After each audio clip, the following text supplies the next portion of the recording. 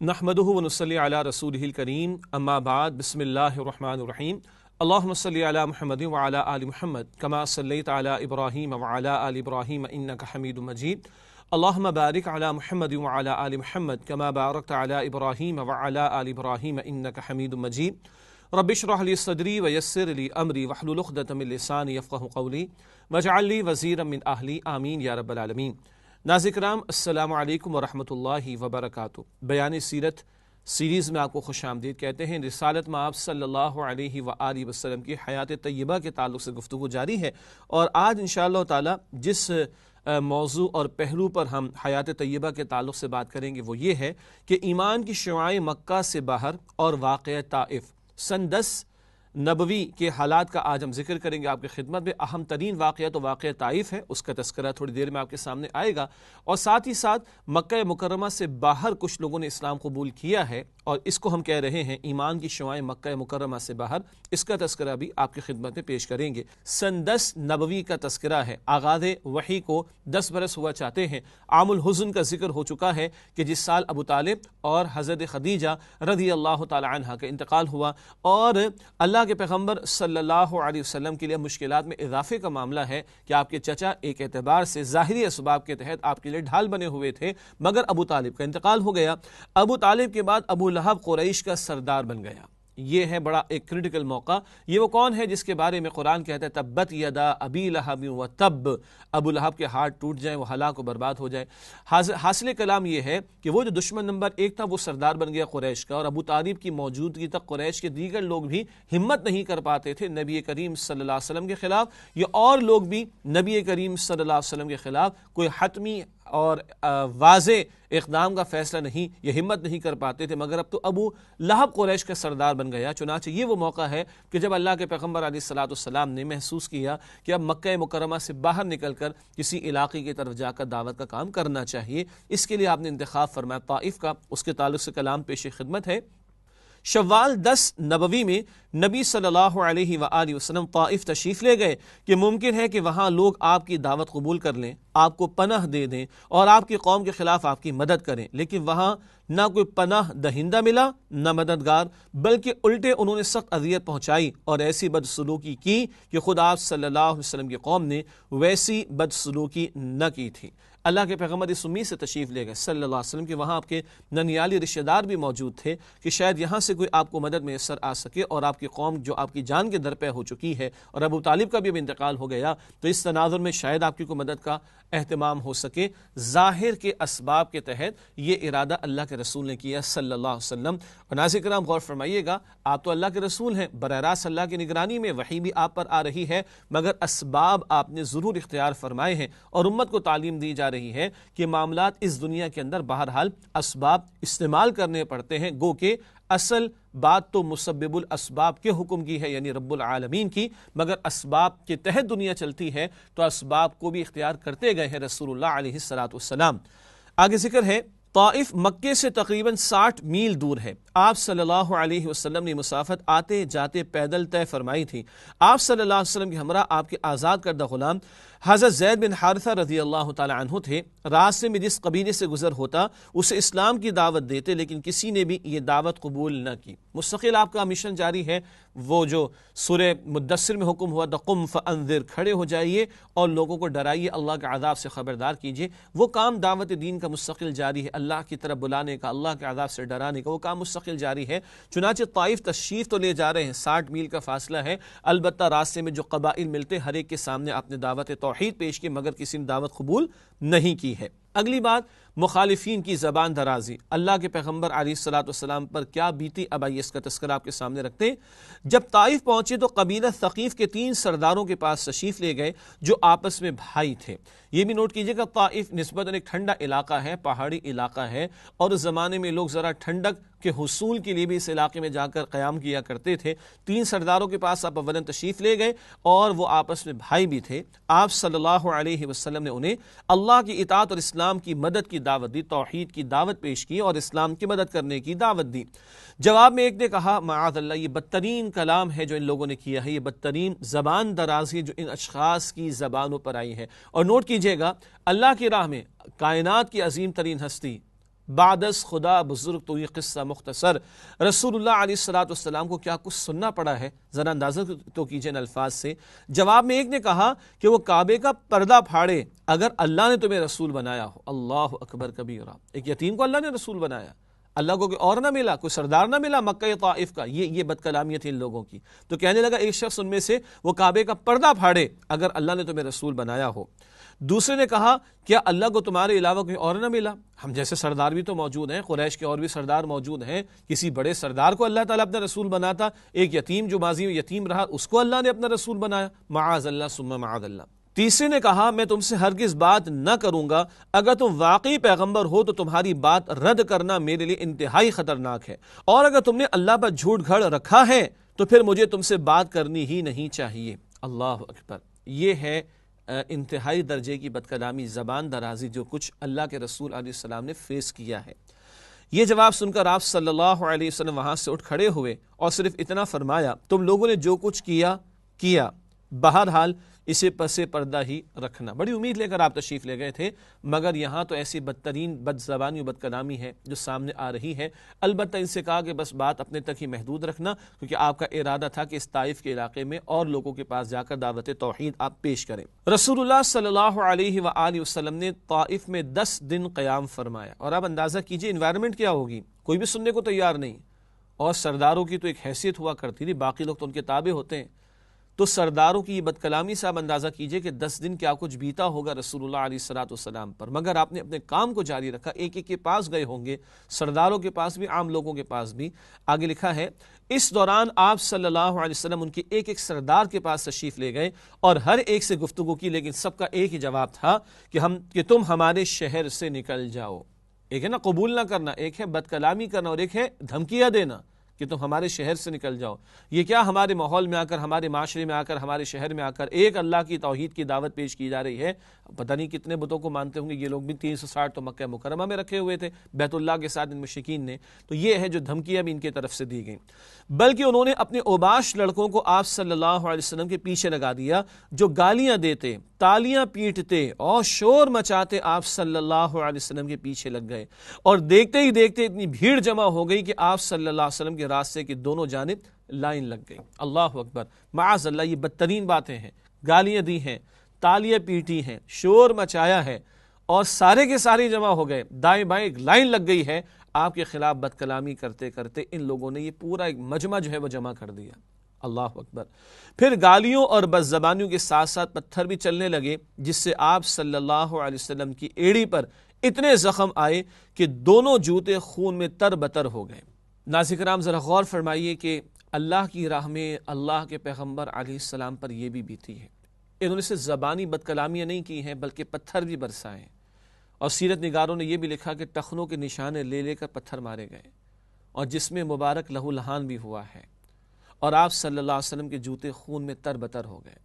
اور میں عرض کیا کرتا ہوں کہ اللہ نے سب کچھ ہونے دیا ہے، وہ اللہ کے جس کی شان ہے لہو ما فی السماوات و ما فی الارض، جس کی شان ہے لہو ملک السماوات والارض، وہ اللہ علی کل شیء قدیر ہے، اور ساری کائنات وہ اس کو سب سے بڑھ کر اپنے رسول سے محبت ہے صلی اللہ علیہ وسلم۔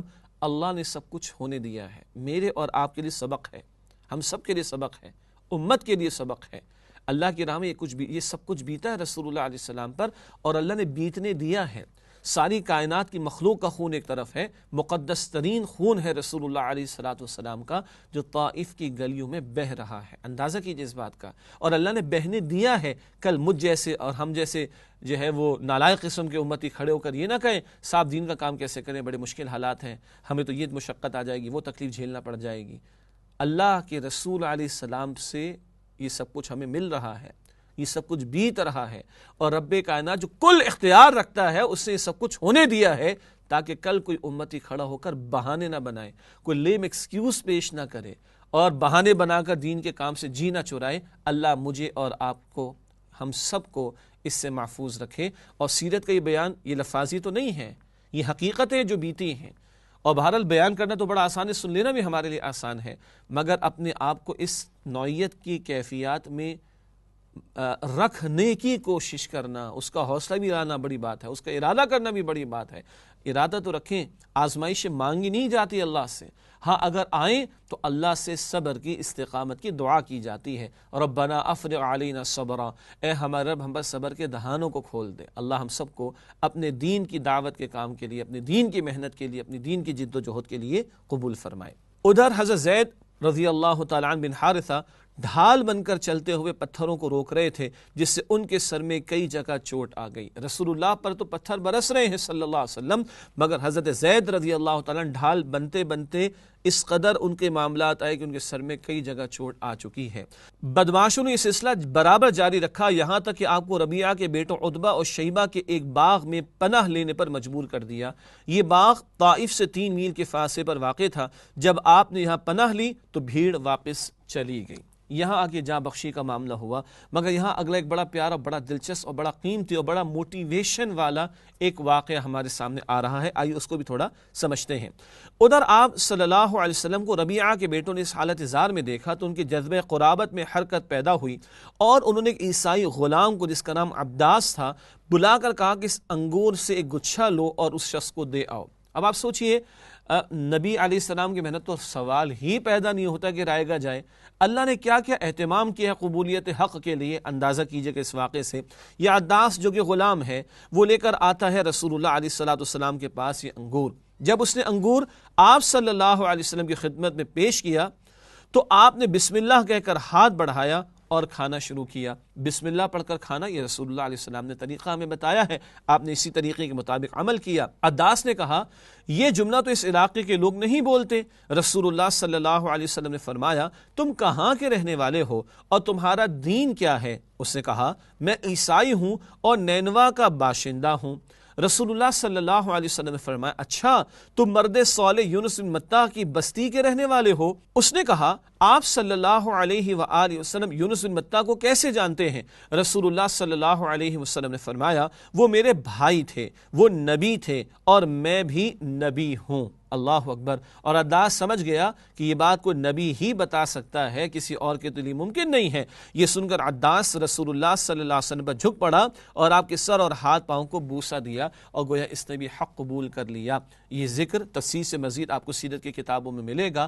رسول اللہ علیہ السلام چلے تھے پورے طائف کے لوگوں کے لیے، ابھی تو انہوں نے رد کر دیا، اور وہ عبداس جو نینوا کا باشندہ کئی دور سے آیا ہے اس کی تو قسمت جاگ اٹھی کہ رسالت میں آپ خود تشریف لے آئے ادھر، اور اس نے قبول کر لیا آپ صلی اللہ علیہ وسلم کی دعوت کو۔ ناظرین کرام، اس کے بعد ایک دعا ہمیں ملتی ہے۔ یہ سب کچھ تو بیت گیا طائف میں اور انتہا کر دی، طائف والوں نے بد کلامی کی اور دست درازی کی، مگر اندازہ کیجئے اس موقع پر اللہ کے پیغمبر علیہ السلام کا طرز عمل کیا ہے۔ روایات میں وہ بات بھی ہمیں یاد رہے، آخر میں ذکر بھی کریں گے۔ اللہ سبحانہ وتعالیٰ نے ملک الجبال، پہاڑوں پر مقرر فرشتے کو بھیجا، جبرائیل تشریف لائے علیہ السلام، عرض کی کہ اللہ کے پیغمبر علیہ السلام آپ چاہیں تو یہ فرشتہ ان پوری بستی والوں کو پیس کر ختم کر دے۔ اللہ کے پیغمبر علیہ السلام نے فرمایا کہ نہیں، یہ ابھی لا علم ہیں، نادان ہیں، کیا خبر کہ ان کی اگلی نسل کو اللہ سبحانہ وتعالی توفیق عطا فرما دے قبولیت حق کی۔ یہ کچھ بھی بیتا ہے، اور مزید نوٹ کیجئے گا اللہ کے پیغمبر صلی اللہ علیہ وسلم کی یہ بات کیسے پوری ہوئی۔ محمد بن قاسم رحمۃ اللہ علیہ، جن کے نتیجے میں سندھ میں، جن کے ذریعے سے سندھ میں اسلام آیا تھا، باب الاسلام سندھ قرار پاتا ہے، وہ محمد بن قاسم رحمۃ اللہ علیہ اسی ثقیف قبیلے کے فرد تھے، بعد میں وہ ایمان لائے ہیں، اور یہ ثقیف قبیلے کے سردار تھے جن 3 کا ذکر پہلے آیا جنہوں نے بد کلامی کی تھی۔ اب دعا سنیے رسول اللہ علیہ السلام کی، کس قدر عاجزی والی دعا، للہیت والی دعا، لجاجت والی دعا، اللہ کی طرف رجوع کا پیارا انداز دیکھیے۔ اس دعا کو دعا المستضعفین بھی کہا گیا، یعنی وہ لوگ جنہیں کمزور بنا دیا گیا ان کی دعا۔ اللہم الیک اشکو ضعف قوتی وقلت حیلتی وہوانی علی الناس یا ارحم الراحمین، انت رب المستضعفین وانت ربی، الی من تکلنی الی بعید یتجہمنی ام الی عدو ملکتہ امری، ان لم یکن بک علی غضب فلا ابالی ولکن عافیتک ہی اوسع لی، اعوذ بنور وجہک الذی اشرقت لہ الظلمات وصلح علیہ امر الدنیا والآخرہ من ان تنزل بی غضبک او یحل علی سخطک لک العتبى حتی ترضى ولا حول ولا قوة الا بک۔ اس کا ترجمہ سماعت فرمائیے گا۔ بار الہا، میں تجھی سے اپنی کمزوری و بے بسی اور لوگوں کے نزدیک اپنی بے قدری کا شکوہ کرتا ہوں، یا ارحم الراحمین، تو کمزوروں کا رب ہے اور تو ہی میرا بھی رب ہے۔ تو مجھے کس کے حوالے کر رہا ہے؟ کیا کسی بیگانے کے جو میرے ساتھ تندی سے پیش آئے، یا کسی دشمن کے جس کو تو نے میرے معاملے کا مالک بنا دیا ہے؟ اگر مجھ پر تیرا غضب نہیں ہے تو مجھے کوئی پرواہ نہیں، لیکن تیری عافیت میرے لیے زیادہ کشادہ ہے۔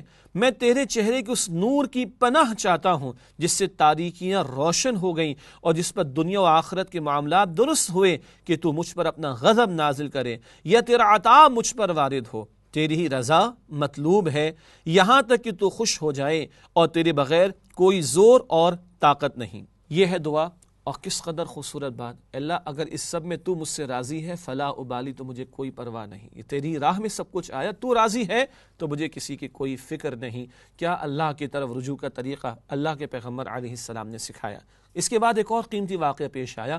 انسانوں نے رد کیا ہے، اللہ نے جنات کو بھیجا قبول اسلام کے لیے۔ واپسی پر وادی نخلہ میں رسول اللہ علیہ السلام کا قیام ہوا، اور وہاں آپ نے نماز فجر بھی ادا کی ہے، اور اس تلاوت کو جنات نے سنا ہے۔ یہ واقعہ اب آپ کے سامنے رکھنا چاہیں گے کچھ وضاحت سے۔ سورہ احقاف کی چند آیات ہیں، سورہ احقاف کے بالکل آخر میں آیت نمبر 29، 30 اور 31۔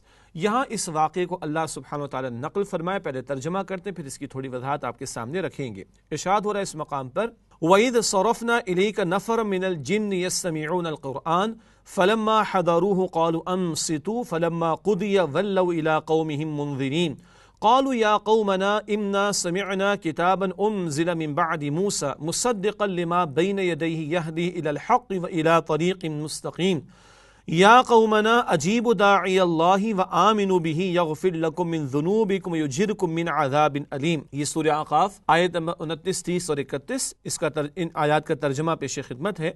ارشاد ہوا اس مقام پر، اور جبکہ ہم نے آپ کی طرف جنات کے گروہ کو پھیرا کہ وہ قرآن سنیں، تو جب وہ تلاوت قرآن کی جگہ پہنچے تو انہوں نے آپس میں کہا کہ چپ ہو جاؤ۔ پھر جب اس کی تلاوت پوری کی جا چکی تو وہ اپنی قوم کی طرف عذاب الہی سے ڈرانے والے بن کر پلٹے۔ انہوں نے کہا، اے ہماری قوم، ہم نے کتاب سنی ہے جو موسیٰ کے بعد نازل کی گئی ہے، اپنے سے پہلے کی تصدیق کرنے والی ہے، حق اور راہ راست کی طرف رہنمائی کرتی ہے۔ اے ہماری قوم، اللہ کے داعی کی بات مان لو اور اس پر ایمان لے آؤ، اللہ تمہارے گناہ بخش دے گا اور تمہیں دردناک عذاب سے بچائے گا۔ ناظرین کرام، یہ ترجمہ سورہ احقاف کی آیات 29، 30 اور 31 کا، اور جیسے کہ میں عرض کر رہا تھا کہ وادی نخلہ میں رسول اللہ علیہ السلام کا قیام ہوا واقعہ طائف کے بعد، اور نماز فجر کا وقت ہوا تو آپ تلاوت فرما رہے تھے، اور اس تلاوت قرآن حکیم کو جنات نے سنا۔ نہ صرف یہ کہ سنا بلکہ قبول بھی کیا، اور نہ صرف یہ کہ قبول کیا بلکہ اپنی قوم کی طرف داعی قرآن بن کر لوٹے ہیں۔ بہت پیارا مقام ہے، بڑے اس میں حکمت کے نقطے ہیں۔ ایک طرف تو یہ کہ زمین والے انسان انکار کر رہے ہیں، رب کائنات نے جنات کو بھیج دیا اور وہ اسلام قبول کر رہے ہیں۔ نمبر 2، اس میں حکمت کا پہلو رسول اللہ صلی اللہ علیہ وسلم کی تسلی کا سامان ہو رہا ہے۔ اگر یہ انسان انکار کر رہے ہیں تو لیجیے ہم نے جنات کو آپ کی طرف بھیج دیا، وہ قرآن قبول بھی کر رہے ہیں اور قرآن کے داعی بن کر بھی لوٹ رہے ہیں۔ تیسری بات، کتنا قرآن انہوں نے سنا ہے؟ چند آیات ہیں۔ نماز فجر میں نبی پاک صلی اللہ علیہ وسلم عام طور پر، ویسے تو یہ مکی دور کا واقعہ ہے لیکن عموماً جو آپ کا اہل علم نے روایات احادیث کی روشنی میں بیان کیا ہے، سورۃ الحجرات 26واں پارہ سے لے کر سورۃ البروج آخری پارہ، زیادہ سے زیادہ اس میں کوئی صورت ہے تو 4 رکوعوں کی، وہ سورۃ الحدید ہے۔ اکثر صورتیں 2 رکوع یا 3 رکوعوں پر مشتمل ہیں۔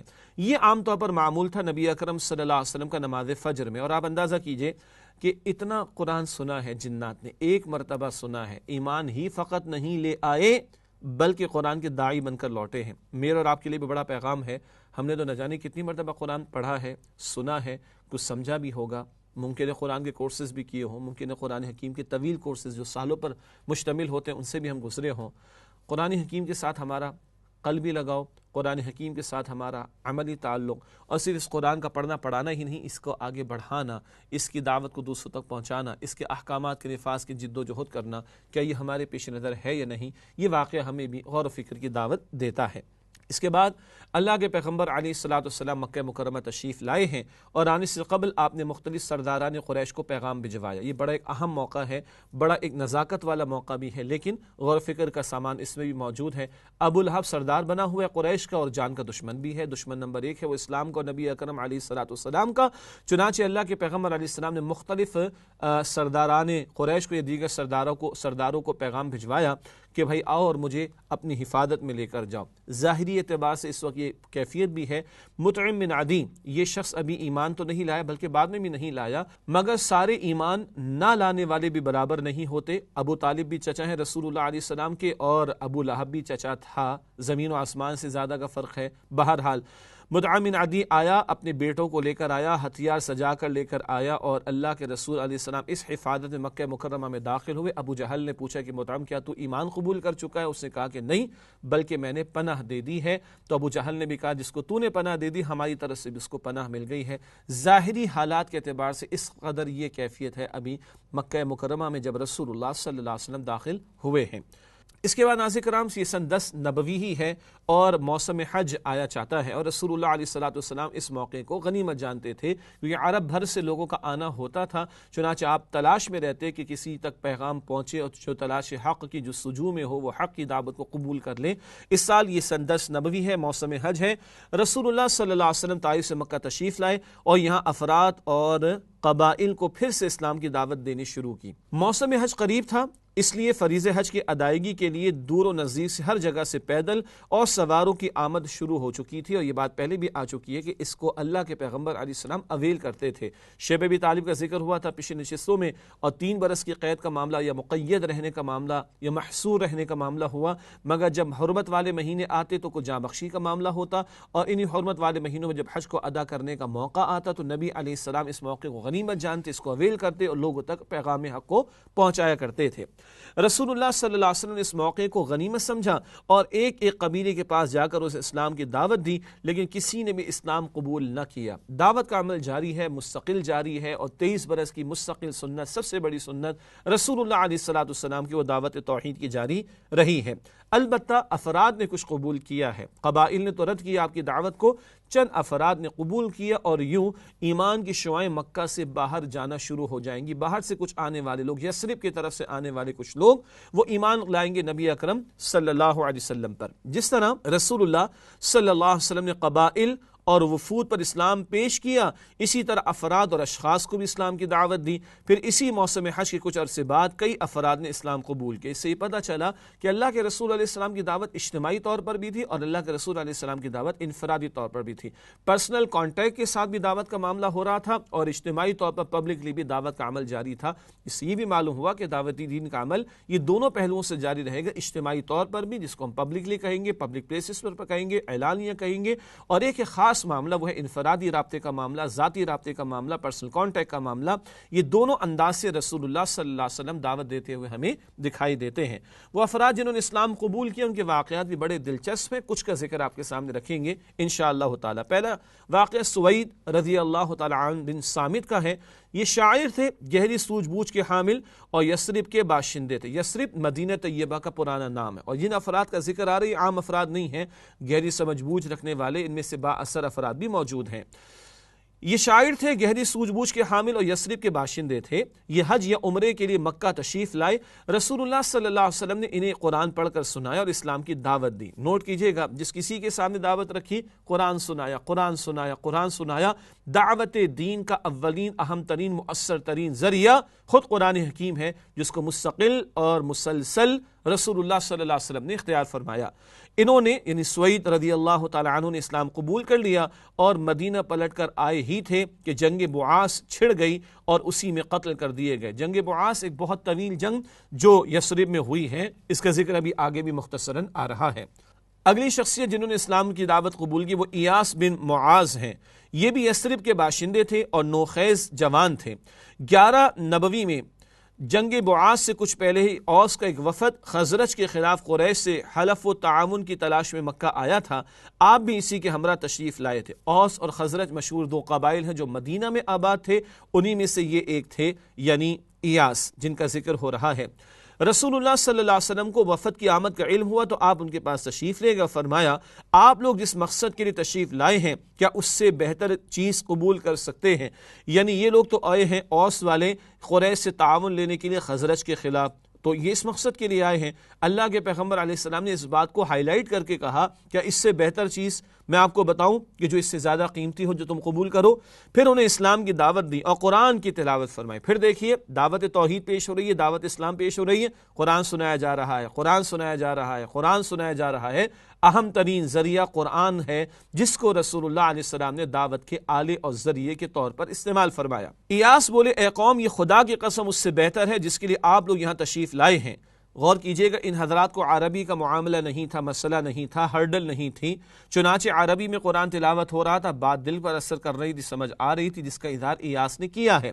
لیکن وفد کے ایک رکن نے ایک مٹھی مٹی اٹھا کر ایاس کے منہ پر دے ماری۔ وفد قریش کے ساتھ حلف و تعاون کا معاہدہ کرنے میں کامیاب نہ ہو سکا اور ناکام مدینہ واپس لوٹ گیا۔ لیکن سچی بات جو دل کو لگتی ہے وہ کیا ہے؟ یہ وفد نے نہیں آنا تھا، ایاس نے آنا تھا اور حق کی دعوت قبول کرنی تھی، چنانچہ یہ پورا معاملہ ہوا ہے اللہ کی مشیت سے۔ ایاس رضی اللہ تعالی عنہ ان کا معاملہ مزید بیان کر رہے ہیں آگے۔ مدینہ پلٹنے کے تھوڑے ہی دن بعد ایاس انتقال کر گئے۔ وہ اپنی وفات کے وقت تہلیل و تکبیر اور حمد و تسبیح کر رہے تھے، اس سے لوگوں کو یقین ہے کہ ان کی وفات اسلام پر ہوئی۔ یہ سیرت نگاروں کا خیال ہے کہ ان کی وفات اسلام پر ہوئی ہے اور اس کے شواہد بھی انہوں نے پیش کیے ہیں۔ اس کے بعد ذکر ہے مشہور صحابی رسول صلی اللہ علیہ وسلم حضرت ابو ذر غفاری رضی اللہ تعالی عنہ۔ صحابہ کرام میں درویش صحابہ اور وہ لوگ کہ جنہوں نے بڑی قسم برسی کی، ظاہری حالات کے اعتبار سے زندگی بسر کی، ان میں یہ بھی شامل ہیں۔ یہ یثرب کے اطراف میں سکونت پذیر تھے۔ جب سوید بن صامت اور ایاس بن معاذ کے ذریعے یثرب میں رسول اللہ صلی اللہ علیہ وسلم کی بعثت کی خبر پہنچی تو ملاقات کے لیے مکہ چلے گئے، لیکن آپ صلی اللہ علیہ وسلم کو پہچانتے نہ تھے اور یہ بھی گوارا نہ تھا کہ آپ صلی اللہ علیہ وسلم کے متعلق کسی سے پوچھتے۔ آخر کار حضرت علی رضی اللہ تعالی عنہ کا ان کے پاس سے گزر ہوا، انہوں نے معلوم کیا تو ابو ذر غفاری رضی اللہ تعالی عنہ نے سارا ماجرا سنا دیا۔ حضرت علی رضی اللہ تعالی عنہ انہیں رسول اللہ صلی اللہ علیہ وسلم کے پاس لے گئے، انہوں نے رسول اللہ صلی اللہ علیہ وسلم سے اسلام پیش کرنے کی درخواست کی، آپ صلی اللہ علیہ وسلم نے اسلام پیش فرمایا تو وہیں مسلمان ہو گئے۔ باقی تفصیلات سیرت کی کتابوں میں آپ پڑھ سکتے ہیں کہ کس طرح حضرت علی سے ان کا معاملہ ہوا، ان سے بھی کچھ چھپا چھپا کر بات کو رکھا، پھر حضرت علی کو احساس ہوا کہ تلاش میں آئے ہوئے ہیں، پھر دونوں نے ایک ڈسکشن کیا، پھر رسول اللہ کی خدمت میں پہنچے اور آپ صلی اللہ علیہ وسلم نے دعوت توحید پیش کی اور ابو ذر غفاری رضی اللہ تعالی عنہ مسلمان ہو گئے۔ ایک اور اہم شخصیت طفیل رضی اللہ تعالی عنہ عمر دوسی، ان کے متعلق تفصیل پیش خدمت ہے۔ یہ شریف انسان، شاعر، سوجھ بوجھ کے مالک اور قبیلہ دوس کے سردار تھے۔ نبوت کے 11ویں سال مکہ تشریف لائے تو قریش نے انہیں رسول اللہ صلی اللہ علیہ وسلم کے متعلق بتایا اور ان کی کوئی بات نہ سننے کا مشورہ دیا، جو کہ انہوں نے مان لیا۔ یہاں تک کہ جب صبح مسجد حرام گئے تو کان میں روئی ٹھوس رکھی تھی کہ آپ صلی اللہ علیہ وسلم کی کوئی بات ان کے کان میں نہ پڑ جائے، لیکن اللہ کو منظور تھا کہ آپ صلی اللہ علیہ وسلم کی بعض باتیں انہیں سنا ہی دے، چنانچہ انہوں نے قرآن سنا۔ غور کیجئے گا ابھی تو کانوں میں روئی ٹھوسی ہوئی ہے، مگر اللہ کی مشیت میں تھا کہ کچھ سن لیں، چنانچہ سنا انہوں نے، اور قرآن نہ سنے یہ مشرکین مکہ نے طے کر رکھا تھا۔ سورہ حامیم السجدہ میں آیت نمبر 26 میں ذکر آتا ہے وَقَالَ الَّذِينَ كَفَرُوا لَا تَسْمَعُوا لِهَذَا الْقُرْآنِ وَالْغَوْا فِيهِ لَعَلَّكُمْ تَغْلِبُونَ۔ کفار نے کہا اس قرآن کو سننا مت اور اس کے سننے میں شور پیدا کرنا تاکہ تم غالب رہو۔ وہ جانتے تھے جس کے دل میں قرآن اتر گیا، جس نے قرآن سن لیا، اس کی زندگی میں انقلاب برپا ہو جاتا ہے، قرآن سے روکتے تھے، مگر یہاں اللہ کی مشیت میں تھا کہ طفیل رضی اللہ تعالیٰ عنہ کو سنے، چنانچہ انہوں نے قرآن سنا۔ پھر سوچا کہ میں ایک سوجھ بوجھ رکھنے والا شاعر آدمی ہوں، کیوں نہ اس شخص کی بات سنوں، اگر اچھی ہوئی تو قبول کر لوں گا، بری ہوئی تو چھوڑ دوں گا۔ یہ بڑی پیاری بات ہے۔ سلیم الفطرت انسان ایسے ہی ہوتا ہے، وہ سنتا ہے اور بات دل کو لگتی ہے، اچھی لگتی ہے، سمجھ آتی ہے، خیر کی لگتی ہے، قبول کرتا ہے، اور فطرت انسانی میں نیکی بدی کا بنیادی شعور تو موجود ہے، تو کہنے لگے کہ اچھی ہوئی تو قبول کر لوں گا، بری ہوئی تو چھوڑ دوں گا۔ پھر آپ صلی اللہ علیہ وسلم کے پاس پہنچے تو آپ صلی اللہ علیہ وسلم نے ان پر اسلام پیش کیا اور قرآن کی تلاوت فرمائی، چنانچہ وہیں اسلام قبول کر لیا۔ پھر آپ صلی اللہ علیہ وسلم سے عرض کیا کہ میری قوم میں میری بات مانی جاتی ہے، میں ان کے پاس پلٹ کر جاؤں گا اور انہیں اسلام کی دعوت دوں گا، لہذا آپ صلی اللہ علیہ وسلم اللہ سے دعا فرمائیں کہ وہ مجھے کوئی نشانی دے دے۔ آپ صلی اللہ علیہ وسلم دعا فرمائی۔ غور فرمائیے گا، یہاں سے قبول ہی نہیں کر رہے لوگ بلکہ قبول کرنے کے بعد داعی بن کر بھی لوٹ رہے ہیں. جیسے کچھ دیر پہلے جنات کا ذکر آیا، دعوت قبول کی اور مبلغ بن کر لوٹے. یہ بھی کہہ رہے ہیں کہ میں اسلام کی دعوت پیش کروں گا اپنی قوم کے لوگوں کے سامنے. نوٹ کیجئے گا، اولین دور میں صحابہ کرام جب ایمان لاتے تو جیسے قبول کرتے عمل بھی کرتے اور اس دعوت کو آگے بھی بڑھاتے.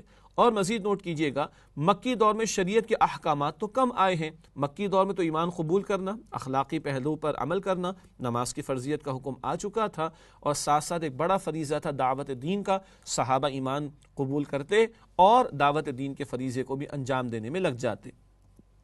پھر انہوں نے اپنے والد اور اپنی بیوی کو اسلام کی دعوت دی اور وہ دونوں مسلمان ہو گئے. اس سے بھی پتہ چلا دعوت کا کام اپنے قریبی لوگوں سے شروع ہونا چاہیے. عربی میں ایک مشہور اصول بیان ہوتا ہے، الاقرب فالاقرب، جو جتنا قریب وہ اتنا ہی قریب، اس کا حق بھی اتنا زیادہ ہے. چنانچہ اپنے والد اور اپنی بیوی کو حضرت طفیل رضی اللہ تعالی عنہ نے دعوت حق پیش کی اور وہ دونوں مسلمان ہو گئے. لیکن قوم نے اسلام قبول کرنے میں تاخیر کی، مگر یہ مسلسل کوشاں رہے، یہاں تک کہ غزوہ خندق کے بعد جب انہوں نے ہجرت فرمائی تو ان کے ساتھ قوم کے 70 یا 80 افراد تھے. انہوں نے جنگ یمامہ میں جام شہادت نوش فرمایا. ناظرین کرام، آخری واقعہ ان اشخاص میں سے جن کا پیش کرنا مقصود، ان کا واقعہ بڑا دلچسپ. وہ کچھ کرنے آئے تھے اور کچھ ہو گیا تھا. ان کو کرنے کچھ آئے تھے اور لے کر کچھ اور گئے ہیں. یہ یمن کے باشندے تھے، خاصی دور سے آئے. جھاڑ پھونک کرنا اور آسیب اتارنا ان کا کام تھا. یہ پروفیشنل آدمی تھے، جھاڑ پھونک اور یہ سارے کام کرتے تھے. مکہ آئے تو وہاں کے احمقوں سے سنا کہ محمد صلی اللہ علیہ وسلم پاگل ہے. معاذ اللہ ثم معاذ اللہ، یہ مشرکین مکہ کہا کرتے تھے. قرآن نے بھی نقل کیا ہے، ساحر کذاب، یہ جادوگر ہیں اور مجنون ہیں. استغفر اللہ استغفر اللہ. سوچا کیوں نہ اس شخص کے پاس چلوں، ہو سکتا ہے اللہ میرے ہی ہاتھوں سے اسے شفا دے دے. سبحان اللہ. یہ جا رہے رسول اللہ کے پاس صلی اللہ علیہ وسلم. خیال یہ ہے کہ اللہ میرے ہاتھوں ان کو شفا دے دے گا، اور معاملہ بالکل اس کے برعکس ہونے چلا ہے. چنانچہ آپ صلی اللہ علیہ وسلم سے ملاقات کی اور کہا، اے محمد صلی اللہ علیہ وسلم، میں آسیب اتارنے کے لیے جھاڑ پھونک کیا کرتا ہوں، کیا آپ صلی اللہ علیہ وسلم کو بھی اس کی ضرورت ہے؟ آپ صلی اللہ علیہ وسلم نے جواب میں چند کلمات ارشاد فرمائے جس میں اللہ کی حمد و ثنا اور اپنی رسالت کی گواہی دی. وہ مشہور خطبات جو رسول اللہ علیہ السلام کے معروف ہیں، یوں کہ یہ خطبات کا آغاز جن الفاظ سے اللہ کے رسول علیہ السلام فرماتے تھے، الحمدللہ نحمدہ ونستعینہ ونستغفرہ ونؤمن بہ ونتوکل علیہ ونعوذ باللہ من شرور انفسنا ومن سیئات اعمالنا. اس کے بعد آگے چل کر وَأَشْهَدُ أَن لَا إِلَٰهَ إِلَّا اللَّهُ وَحْدَهُ لَا شَرِيكَ لَهُ وَأَشْهَدُ أَنَّ سَيِّدَنَا وَمَوْلَانَا مُحَمَّدًا عَبْدُهُ وَرَسُولُهُ صلی اللہ علیہ وسلم. یہ جو آج ہم اپنے اکثر جمعے کے خطبات میں اور دیگر مواقع پر یہ کلمات سنتے ہیں، یہ خود رسول اللہ نے تعلیم فرمائے صلی اللہ علیہ وسلم. ان میں اللہ کی حمد و ثنا، اسی طریقے پر اللہ کی توحید کی گواہی، نبی اکرم علیہ السلام کے رسالت کی گواہی کے الفاظ شامل. یہ الفاظ اللہ کے رسول نے سنائے ضماد رضی اللہ تعالیٰ عنہ ازدی کو. ضماد نے کہا، ذرا اپنے یہ کلمات مجھے پھر سنا دیجئے. آپ صلی اللہ علیہ وسلم نے 3 بار دہرایا. اس کے بعد ضماد نے کہا کہ میں کاہنوں، جادوگروں اور شاعروں کی بات سن چکا ہوں، لیکن میں نے آپ صلی اللہ علیہ وسلم کے جیسے کلمات کہیں نہیں سنے، اور پھر اسلام قبول کر لیا. آئے تھے اس ارادے سے کہ شفا دیں گے، شفا لے کر گئے ہیں اور نبی اکرم صلی اللہ علیہ وسلم کے رسالت پر ایمان لے آئے ہیں. ناظرین کرام، یہ تو چند افراد کا ذکر ہوا جو مدینہ طیبہ یا دیگر علاقوں سے تھے، یثرب یا جیسے یمن سے ذکر ہوا، اور ان تک ایمان کی دعوت پہنچی ہے. اب جو واقعہ پیش آپ کے سامنے کر رہے ہیں وہ ہے یثرب سے کچھ لوگوں کا مدینہ طیبہ آنا، اور یہ 11 نبوی کا موسم حج ہے. اس تعلق سے چند باتیں. اہل مکہ نے رسول اللہ صلی اللہ علیہ وسلم کو جھٹلانے اور لوگوں کو اللہ کی راہ سے روکنے کا جو بیڑا اٹھا رکھا تھا، اس کے تئیں نبی صلی اللہ علیہ وسلم رات کی تاریکی میں قبائل کے پاس تشریف لے جاتے تاکہ کوئی مشرک رکاوٹ نہ ڈال سکے. موسم حج میں لوگ آتے، اللہ کے پیغمبر علیہ السلام رات کی تاریکی میں منی کے علاقے میں ان کے پاس تشریف لے جاتے. یہی معاملہ ہوا، اور منی کی گھاٹی میں یثرب کے 6 افراد ان کا واقعہ پیش خدمت ہے. اسی دوران رسول اللہ صلی اللہ علیہ وسلم کا منی کی گھاٹی میں یثرب کے 6 نوجوانوں پر سے گزر ہوا جو قبیلہ خزرج سے تعلق رکھتے تھے. انہوں نے اپنے حلیف یہود سے سن رکھا تھا کہ ایک نبی بھیجا جانے والا ہے جن کی معیت میں ہم تمہیں عاد ارم کی طرح قتل کر ڈالیں گے. عاد ارم قوم عاد جن پر اللہ کا عذاب آیا تھا، اور یہ اصل جو قبائل ہیں اوس و خزرج عرب قبائل ہیں، ان کا یہود کے ساتھ معاملہ رہتا تھا، اور یہود کی کتابوں میں آخری رسول علیہ السلام کی بشارتیں موجود تھیں اور ان تک بھی پہنچی ہوئی تھیں۔ چنانچہ یہ ذہن میں رکھیے کہ یہ افراد ہیں کہ جن کے کانوں میں یہود کی زبانی رسول اللہ علیہ السلام کے بحیثیت آخری رسول آنے کی بشارتیں موجود ہیں۔ آپ صلی اللہ علیہ وسلم نے ان کے سامنے اسلام کی حقیقت بیان فرمائی تو انہوں نے آپس میں ایک دوسرے سے کہا کہ یہ تو وہی نبی معلوم ہوتے ہیں جن کا حوالہ دے کر یہود تمہیں دھمکیاں دیا کرتے تھے۔ یہود کہتے تھے وہ آخری رسول آئیں گے، اے عرب کے قبائل، تو ان کے ساتھ مل کر ہم تمہارے خلاف جنگ کریں گے، تمہیں قتل کر ڈالیں گے۔ ان کے کان کھڑے ہو گئے، لہذا یہود تم پر سبقت نہ لے جانے پائیں، یعنی ایک دوسرے کو کہہ رہے ہیں وہ یہود جن کے انتظار میں ہو تو یہی رسول معلوم ہوتے ہیں کہ وہ تم پر سبقت نہ لے جائیں، ہمیں آگے بڑھ کر ان پر ایمان لانا چاہیے۔ اس کے بعد انہوں نے فوراً آپ صلی اللہ علیہ وسلم کی دعوت قبول کر لی اور مسلمان ہو گئے۔ نوٹ کیجئے گا ناظرین کرام، اللہ کے پیغمبر علیہ السلام 10 نبوی میں تشریف لے گئے تھے طائف کی طرف، وہاں جو کچھ ہوا وہ ہمارے سامنے ہے۔ البتہ اللہ کی اپنی مشیت ہے، اللہ کے پیغمبر طائف کی طرف گئے تھے، اللہ نے یثرب سے کھڑکی کھولی ہے اور وہاں سے ابھی 6 افراد آئے ہیں، آئندہ پھر 12 افراد بھی آئیں گے، پھر 75 افراد بھی آئیں گے۔ یہ تذکرہ بھی انشاءاللہ ہماری نشستوں میں آئندہ ہمارے سامنے آتا رہے گا۔